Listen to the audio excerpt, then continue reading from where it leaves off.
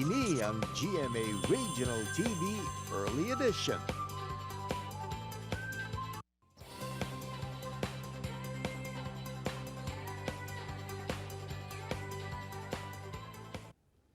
Hi there mga puso! Duha ka Kapuso Heartthrobs naman ang upunta sining aga. Ano ay han ang ila role sa ginabantayan ni Kapuso sitcom nga Pepito Manoloto. Excited na kaya ang unang kwento. Mga puso, let's all welcome Kristoffer Martin and Jay Arcilla.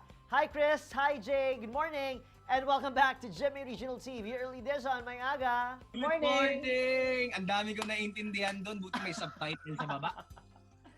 Umpisa natin ang umaga with a fast talk. Boys, ready na ba kayo? Yes! Ano yan? Ready? Game! Jay, tocino or tapa? Tapa. Nice! Christopher, fried or scrambled egg? Scrambled. Jay, weights or cardio? Cardio. Christopher, basketball or football? Basketball. Jay, pretty or brainy? Ano ba? Both. Parehas. Hirapan na. Jay, you've recently finished your training to be a Philippine Air Force Reservist. Kamusta ang whole experience mo? Sobrang kakaiba yung experience na naranasan ko doon. And talagang doon tuturo sa iyo yung military discipline eh. And yun, handa ako para sa inong bayan. Christopher Suke, since you've been in this industry for many years already, what are the most important lessons ang natutunan mo as an actor? Sa akin siguro yung wag kang makampante. Lagi kang matututo kahit sa mga bagong. Ang dami ko rin kasi natututunan from the veterans tapos sa mga bagong artista. Wag mong i-close yung door mo doon sa kailangan mo pang i-improve yung sarili mo. Tsaka lagi kang makikinig.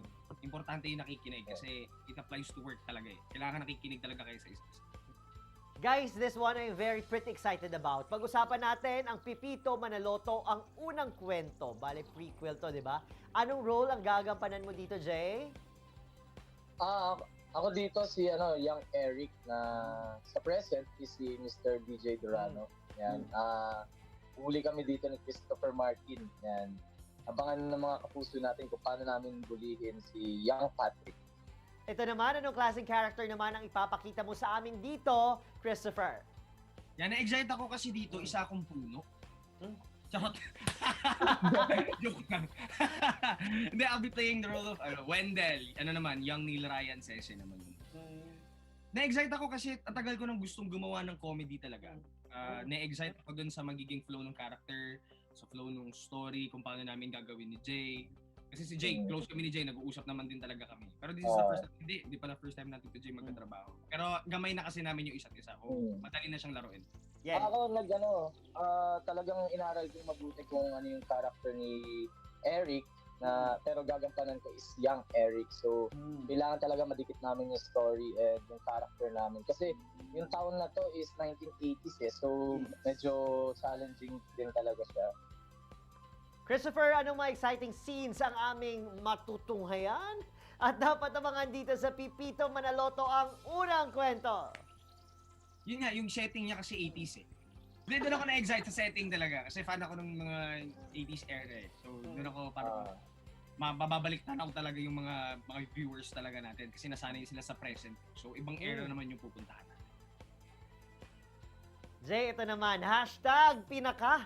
Anong pinaka nagustuhan mo being part of Pepito Manoloto? Ang nagustuhan ko dito yung cast talaga. Yung sino yung mga gaganap ng mga young. So, and nung story ko, nakilala ko sila and sobrang feeling ko magiging successful tong tong Pepito Manoloto ang unang kwento kasi sobrang nakakatawa yung mga cast dito and talagang excited na ako sa mga susunod na mangyayari. Guys, please invite everyone to watch Pepito Manoloto, ang unang kwento. You go first, Christopher. Mga kapuso, iniimbitahan po namin kayong panoorin ng Pepito Manoloto, ang unang kwento. Na-excite po kaming bigyan ng buhay yung mga characters na minahal. Yeah, mga kapuso, iniimbitahan ko po kayo na manood ng Pepito Manoloto, ang unang kwento. Yan, tuwing Sabado na po yan. And yun talaga, excited na po kami para ibigay sa inyo ang napakagandang kwento na ito.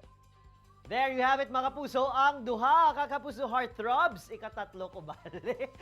Nga ginakahilawan gid sa aton mga kapuso diri sa Western Visayas. Ang aton mga suki diri sa GMA Regional TV Early Edition. Once again, Kristoffer Martin and Jay Arcilla. Guys, good morning.